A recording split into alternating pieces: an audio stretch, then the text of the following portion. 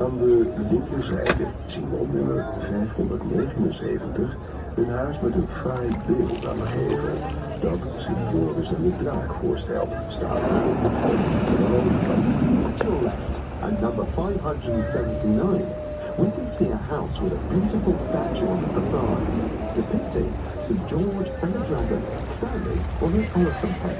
An der linken Seite sehen wir bei Nummer 579 ein Haus mit einem schönen Bild an der Fassade.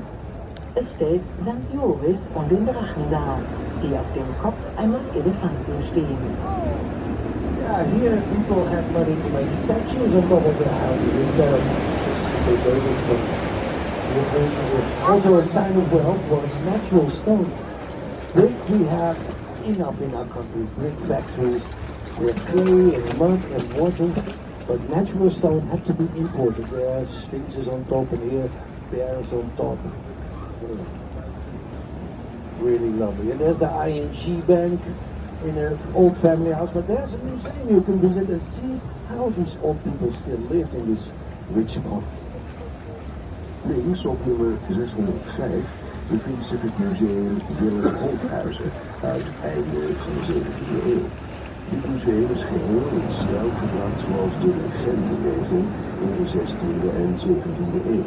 On your left, at number 605, you can find the Willem Holthuizen Museum from the late 17th century. This museum has been completely brought back to the lifestyle of the regents in the 16th and 17th century.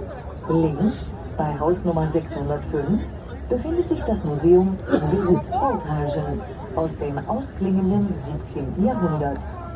Dieses Museum ist vollkommen authentisch restauriert und widerspiegelt das Leben der Regenten im 16.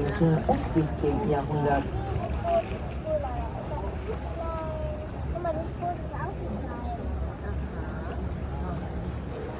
Das ist süß, schaut mal.